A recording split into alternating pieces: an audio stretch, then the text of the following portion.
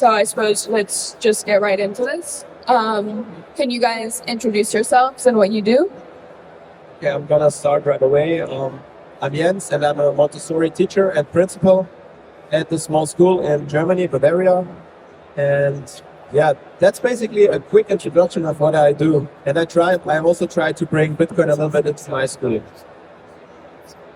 Well, from my side, my name is Felix. I'm 26 years old. I'm currently studying high school teaching in Munich for the subjects Latin language education and physical education. And I'm also currently working, also like Patrick, on a private school in Munich. And I try to implement the principles of Austrian economics and money, history, and so on in my subject more and more, and try to implement a more interdisciplinary paradigm in this case. I'm Patrick, and I'm not going to talk so much about this. It's nothing to stage presence as well. But yeah, I basically said already work at the same school.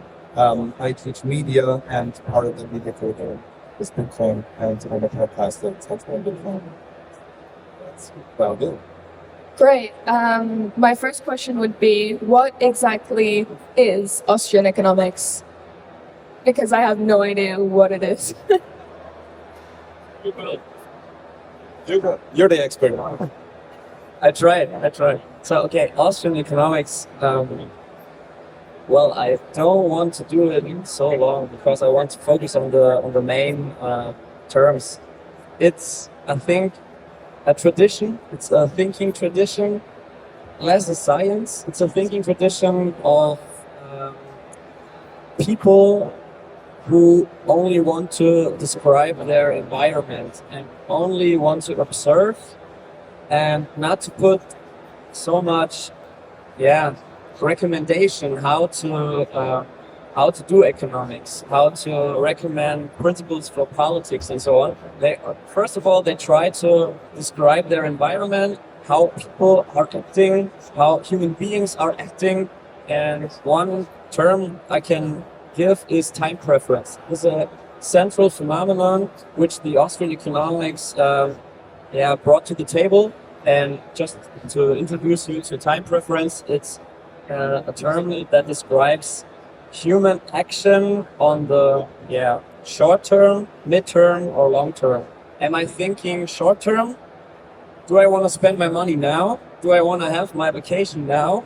Or do I push this desire back into the future and save my money and maybe can shoot for bigger goals with a wider time horizon?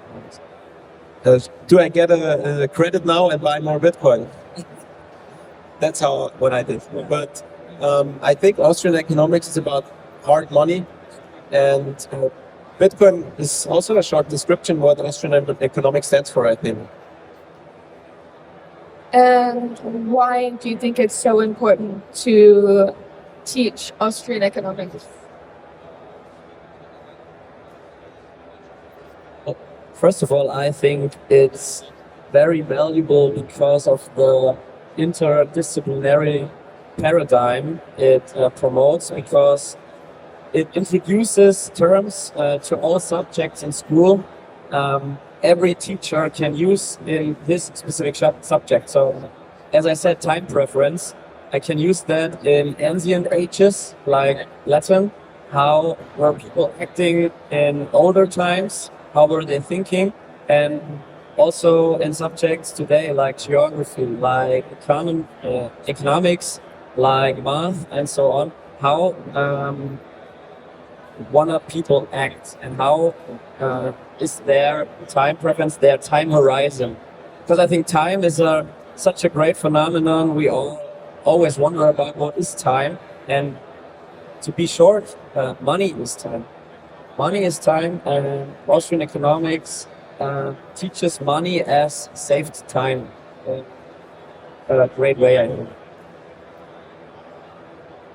I can't add so much to that topic. I can't add so much to that topic, basically, because I haven't read so much about Austrian economics or Austrian school in general. I think what's really important is to actually distinguish Austrian economics and the Austrian school in general, because what you briefly touched on, there's so many fields in the Austrian school that lead to understanding economic. This is really going away with the voice at this point. That lead to economic principles that can be derived from all this. You know, it's praxeology, so many other things that the Austrian school touches on how humans interact, that just leads to this concept that we then see represented, as you said, in the hard money concept that led to Bitcoin. If you have like an overview of where our world is going right now, we have soft money, we getting from bubble to bubble to bubble. So that's the main reason for me that we kind of switch our focus more on Austrian economics and hard money and Bitcoin to getting back to a low time preference. Because right now everything is so pumped up and so just about to burst. And I think Austrian economics or Austrian school and Bitcoin can be a tool to maybe get the often called soft landing and not like the crazy hard landing. Another question would be, what do you think of the public school system? Because I know you all are teachers, some in private and some in Montessori. What is the difference? If this gets recorded, then yeah, it doesn't matter. I will tell you what I really think. There are, and I always try to speak with a really soft tongue, because public school system, if you criticize, they are super sensitive to that. But in general, there are public schools that can be nice if it's like in a village and it's a small school with just 1 or 2 classes and like 1 or 2 teachers, and the 1 or 2 teachers, they have like a good relation with the students, because learning is a lot about the relation and empathy, and not. I'm sure there is no public school with more than 500 students that is a good public school, because it's impossible. It's just the system itself is impossible. And yeah, that's basically my answer to that. Who wants to add something? Yeah, I can completely agree with Jens. Just want to add maybe the aspect that our system is so forced to public schools, and people are so used to it that it's, I think, hard work to do the mind change. Why has education to be free and financed by the state? And that's, I think, also a big problem we have to deal with in the next 10, 20, 30, 40 years and so on. And I think public schools and private schools, and also Montessori, they rely on each other in our system, because private schools on the wider front, I'm honest, weren't possible, I think, at the current time, with a hard cut, in my opinion. Yeah, I agree with that. And you're homeschooling, right? Yes. So, what was my point? I actually love that you brought this question up, because first of all, I have to say, honestly, I'm sorry, Daniel, that you're outperforming your father as a panelist here right now, because this question really brings it to the point. I feel very, very privileged at a private school that I have. Yeah, it's a privilege to be allowed to talk about these kind of things. I know it's not anywhere in the public school system, but at the same time, I think it's the ability to have this freedom to see how it can. It's like an experiment, and to see what happens when people. I don't know about the parents' reaction of me teaching Bitcoin to their kids. I have no idea what will happen. Maybe my principal will face some very weird emails and have to explain a lot of things that I then need to explain. But I'm up for that debate, and I think that's a debate that we have as a society. Actually, what I wanted to ask you is, given the fact that you're homeschooled and all those things, and you have an idea of the concept of a hard money, you have friends that go to public school, right? What is it like when you have conversations with them about education? See, I went to public school for a couple of years, and I also have a bit of experience with my parents' personal friends who are private school teachers. And overall, I can't talk to my public school friends so much about Bitcoin, for example. There's a lot of stuff that I feel that if I talk to them about it, they'll be like, "What the hell, you weirdo?" You know, kind of thing. And and I think the difference between public and private or Montessori is the relationships that the teachers have with their students. I know my mom's best friend, she is a private school teacher, and she is just the most wonderful lady you'll ever meet. She's wonderful, and another one of our friends also taught my big sister when she went to private school briefly when she was younger. And the whole reason we met him and are now lifelong friends with their family is because of that relationship he had with my older sister. And I don't know about you guys, but I haven't seen that in the public school system. Yeah, can completely understand you. And I think one big problem in public schools is the deficit of competition. And I want to give that to Jens also, because I think he can add there some more. Yeah, I think if we look at the public school system, it's different all over the world, but basically it's still super similar, and it's fucking old. It started like 150, 200 years ago, and we're still at the same spot. The only thing we don't have a chalkboard anymore, we have a whiteboard now or some smartboard. But the general way of teaching didn't change that much, and I always say my favorite conspiracy theory is it didn't change on purpose, because of course they want people to not be that creative, because if you have like strong independent thinkers out there, they will challenge the system, so the system will fail because the system is fucked, in my opinion. Like if you see all the fiat system, there are so much scams out there. Stuff like that. The retirement funds and stuff like that, you know, like what? And it didn't change in the last 150 to 200 years. And for me, it's on purpose, because it would be easy. And all the teachers know that, the government knows it, but they still don't change it. And they're sending a lot of money to war and to fund wars and to fund whatever they are funding. If I would be a politician, I would try to see where can I put the money best. The money is best in our future, and the future are the kids and not someone else. It's not the war over there or over there. We should try to get smaller classes, for example. There are classes in public schools with more than 30 people. Like, it's impossible to have like a good lesson when there are more than 30 people in a class. Why not putting small classes, 5, 6 people, and get them all together, some sort of. Of course, it's more expensive, but that's where the money is really well put, you know. Actually, I want to say that there is an official document that completely agrees with you. There's a document, I think it's the Official Education Board document that was written in 1902, that it literally says something about making the students docile people, and it's just like, it's right there. There was another question I wanted to ask, but While you think about it, can I pick up on something that you just said? Because we had this conversation over lunch once, you know, when we just met.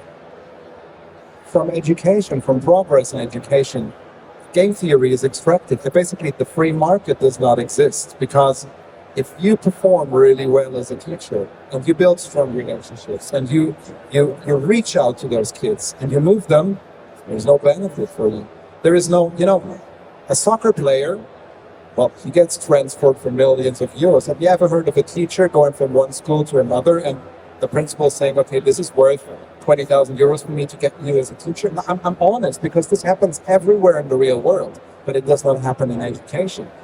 Why should good education, either on a personal level or on a concept level, not have a market value that is, in a way, exchange and tradable? I think this is a necessity for a system to keep up with the process that happens all around us in the world. And this needs to be open, because what happens is people go into this job, they're passionate, and they do it for 10, 20 years, and they realize, I can just do nothing as well. And just do attendance and put in a DVD. And just press play. And that's it. And I don't blame them, after so many years of working really, really hard. Because a lot of people always laugh at the fact that in Germany, teachers have 13 weeks of vacation. Sounds like a dream. But if you're really dedicated to this job, you need these breaks, because for having all these social interactions all the times, I'm open for all the personal problems that my students have. And when they come to me on a break that should be my break and tell me about whatever their boyfriend has left them alone, and I will take the time to talk to them. And this drains you on a personal level as well. So the effort that people put in there needs to be respected in a way, because otherwise, if we want smaller classes, we need more teachers. How do we attract more teachers without something that has a market value? Yeah, the point you started with is my personal biggest struggle with being a teacher, because when I love what I do, it's my passion for sure, and I love being teacher. I love being with the kids and like educating them and having a relation to them, and just helping them grow up and making strong, independent thinkers out of them. But I always knew when I'm gonna be a teacher, I will have there will be a cap, because I know as a teacher you will never earn more than 10,000 a month. You can be the very best teacher in the world. There is a cap. You can be principal or whatever, but there is a cap on it. If you're the best. Where do you earn 10,000 as a teacher? I don't know. It was the super high cap. Well, he's principal. So yeah, He's principal, yeah.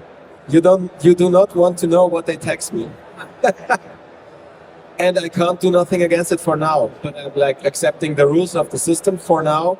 But I always was looking for a way out. At least I'm in a Montessori school. It's also a private school, and we also have a guest house in El Salvador, where I can scale my income a little bit. Because if I want to live a nice life, and if I try and work hard, it's impossible as a teacher, because you have a cap 4,000 or 5,000 at one point. And then you have the teacher next to you that didn't do anything the last 20, 30 years.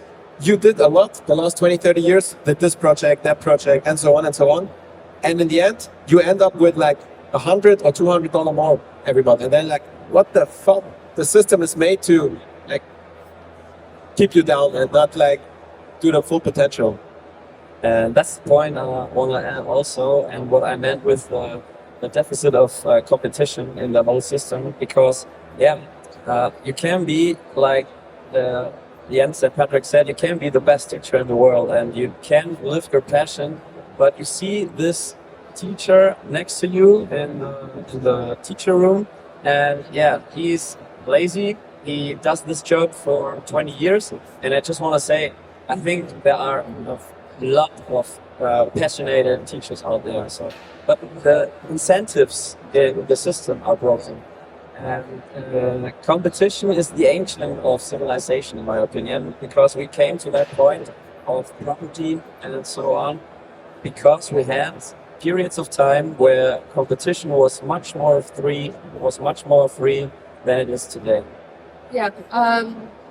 Another interesting question for me is, what do you think about the education for teachers? So when you're growing up and you want to become a teacher, that's your passion, you go to, I don't know, I think you go to university or something. Do you think that is a way to almost stop those passions? Because it just helps, I mean, for the next 20, 30, 40 years, you're going to be teaching the same thing over and over and over again. And that gets boring, obviously. And I believe that everyone that goes into teaching has a real interest and a real passion, but it gets drained out of them. I think we have a pretty good education for teachers. You study for like years and years, and you get the most up-to-date pedagogic principles and everything. And then what happens? Those super well-educated teachers, they have like the Montessori method and like free learning and all those methods. They have it. And what happens? They go into the schools and they can't teach those methods under the circumstances of the system. So option one, you opt out and you find something else for you. Option two, you burn out because you're trying to do and it doesn't work because the system is like it is. And option three, you adapt and you become the same with the system. So I think the educational system for teachers is pretty good. I learned some pretty good stuff, but in reality, it's super hard to realize, bringing it to reality. I don't know what you think about that. I agree with Jens, but I want to do one point because I'm still at university and I will do my exam in the next year. And the most important point universities have to improve is the practice for teachers, because I only had to do 3 practical periods in my whole studying time, and these practical periods just lasted for 2 to 4 or 6 weeks, and this is way too less. And I also asked myself a question: in the free economy, dual systems in the education are established for years now. So why can't that be in teacher education also? So we need dual education for teachers at university to combine their theory with more practical periods. Yes, I agree with that. It could be way more, but you will have another 2 years. You will see where you will just be in schools, and you will see you learn a lot in those 2 years for sure. But you're not that far yet.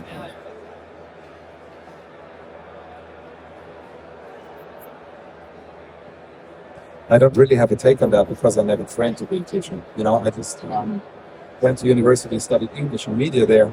But what was interesting to me is, and that kind of blends into what you say, I had the English courses at university together with those people. I was just studying literature and all that, the cultural side of it. But I shared lessons in the seminars, especially with those who were about to be teachers. Yeah, I studied in Austria. I don't know what it's like in Germany. But what was really interesting, and I don't mean no harm, but that was just an observation. Those that were wanting to be teachers, gave the worst presentations compared to those who just wanted to do English. I think, just in a theory that I have, and I talked to some of them and they kind of said, yeah, might be that.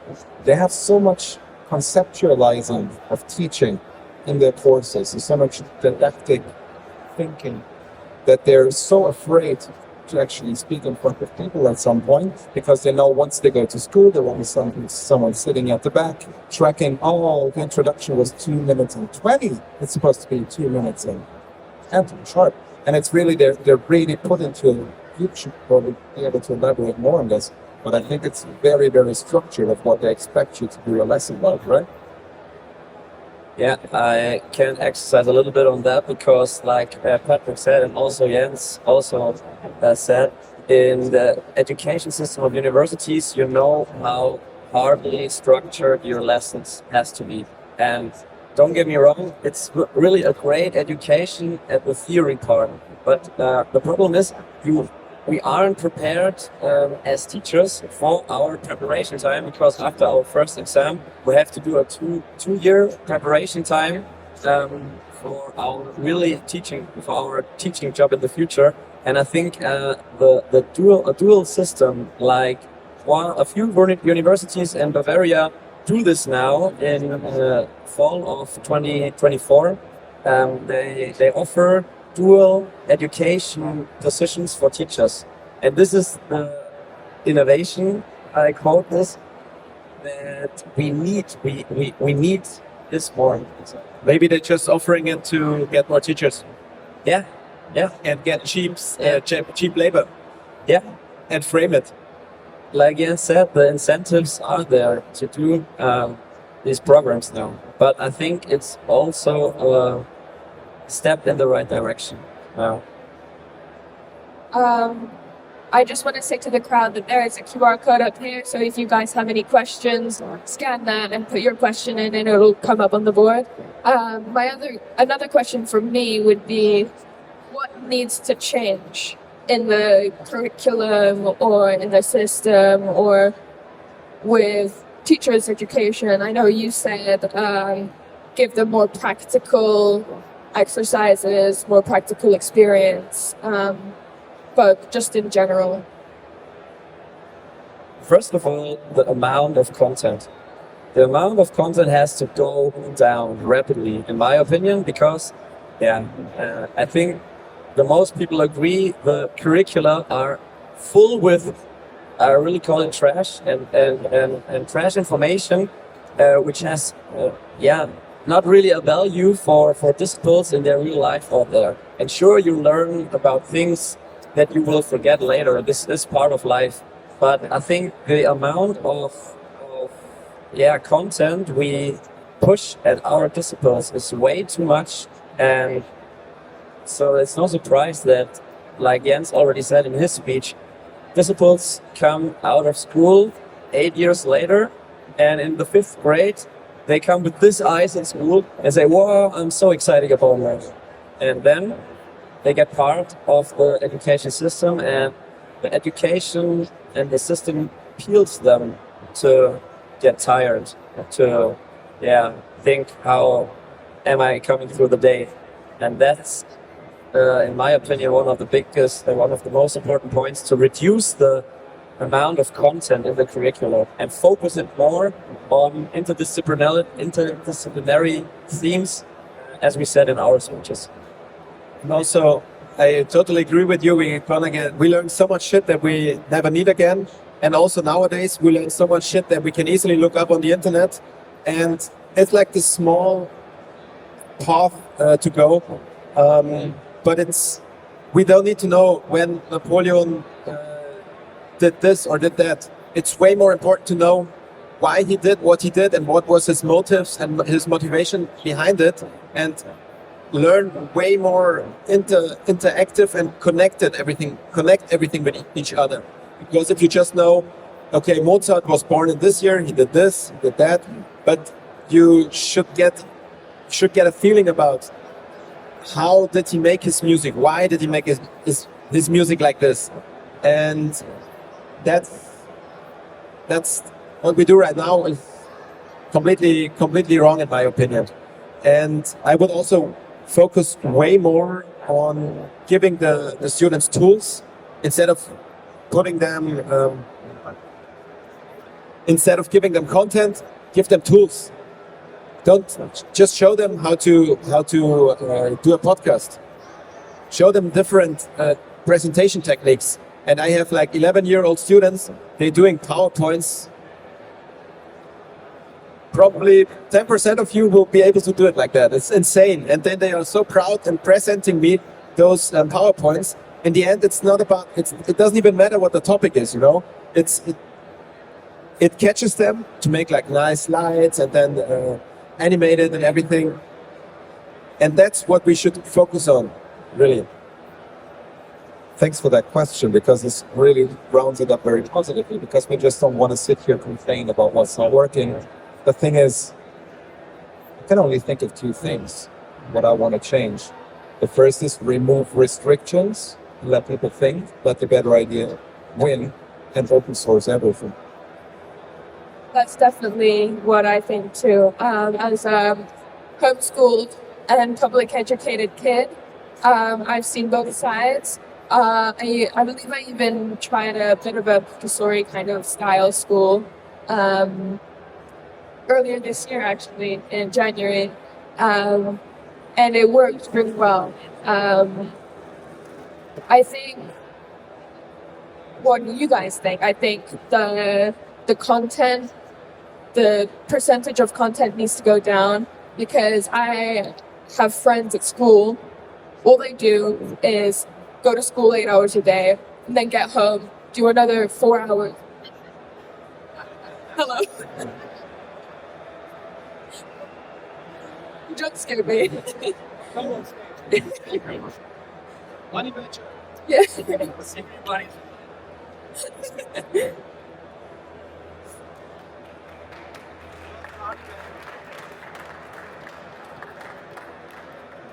What does the honey badger have to say about the education?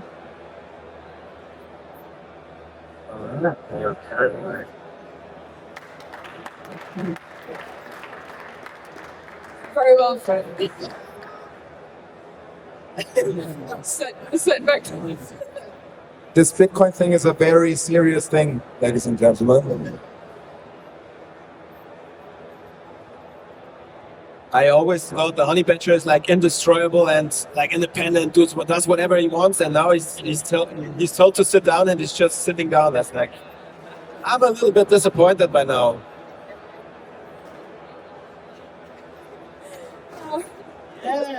Yeah.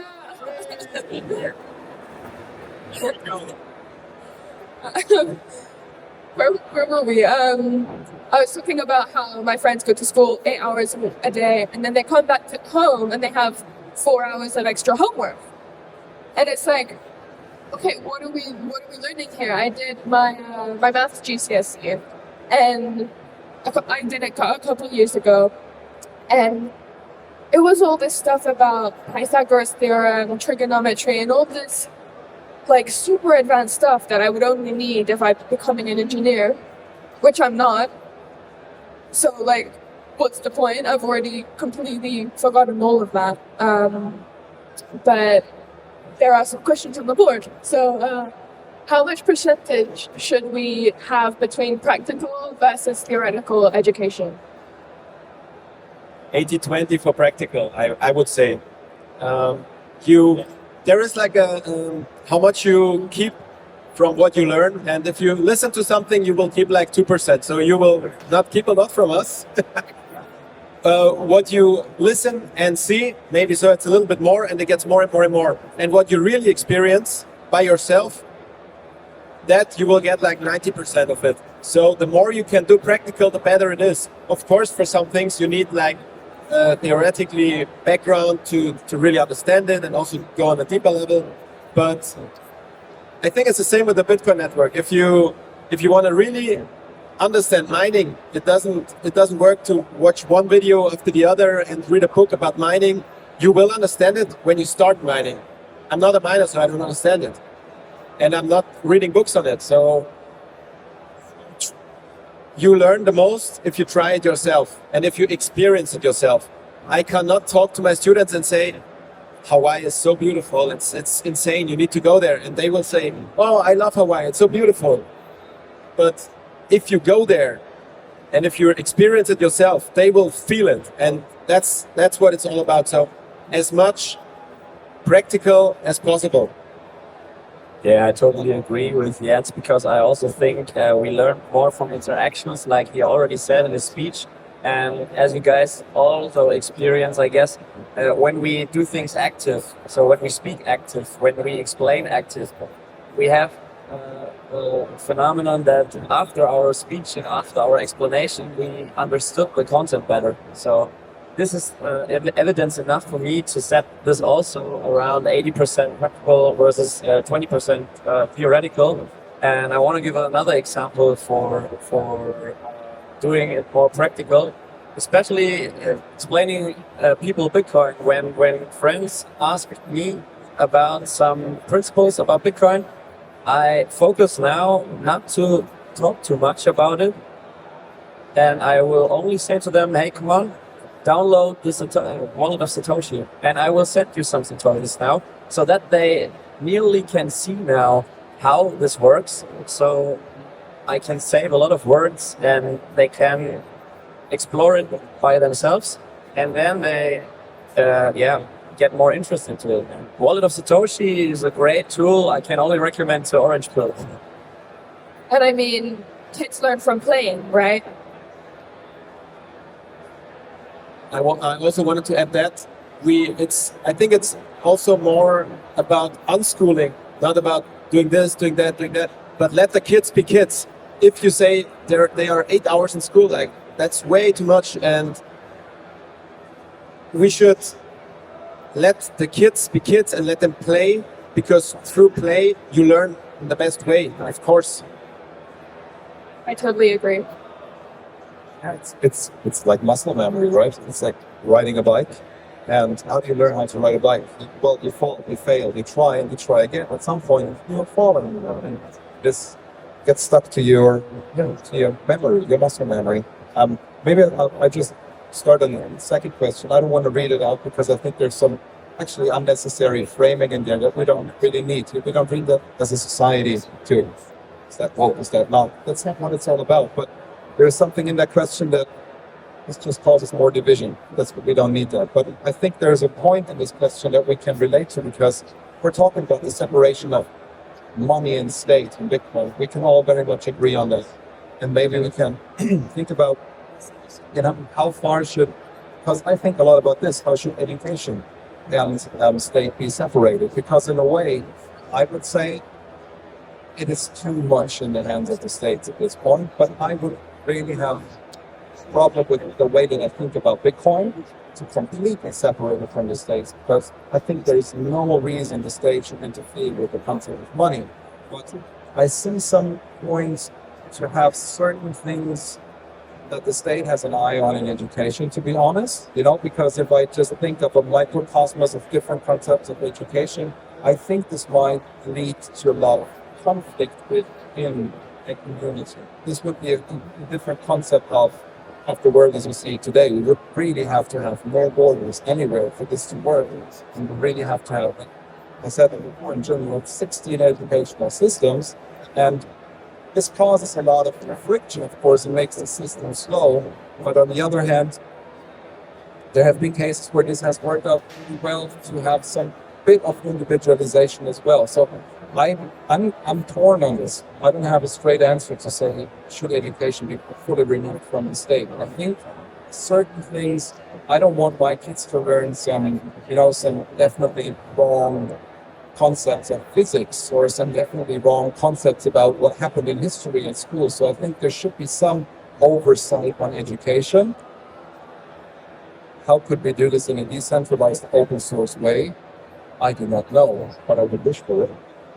Yeah, I think I always compare it with free private cities. You can just choose what you want your kids to learn.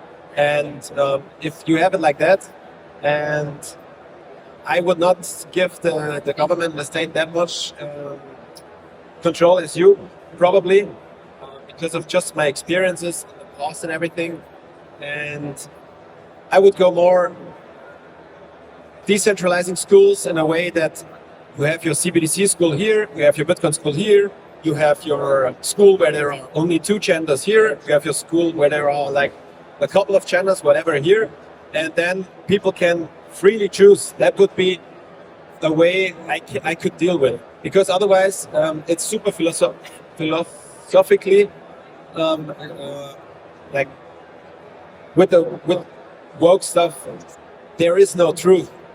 For someone there are more genders, for the biology there are 2 genders, for example, and so that's super hard to say we're gonna do it like that, because there is, in many cases, there is no common truth, not even in history. If you have a Russian history book, things will be written different than in a German or in an American history book. And the only common ground we have here is kind of the laws of physics, I guess. And the rest is super hard and the super philosophical questions for me. Super hard to answer, honestly. And I would also like to add to this question that, like Jens already said, like at the competition of private cities, there has to be, and I think there will be, competition in future between private schools or other school types. And surely there will be a school which is affiliated with woke stuff. So, and I'm completely fine with that. But the options and the alternatives or other types have to be there. And then society can choose. The individual can choose. So if we have a decentralized education system, we have many different ways to educate. So I think what is trying to be coming across here is education is like Bitcoin. Bitcoin is decentralized, but you have so many different wallets you can use. It's the same with education. If education is decentralized, you have so many different ways you can educate yourself or your children or your grandchildren. And I think that's a great note to end with, honestly. Marek would like to come back? Thank you so much for hosting this panel. Yeah, Sophie. also, Great. please clap your hands for all of these people.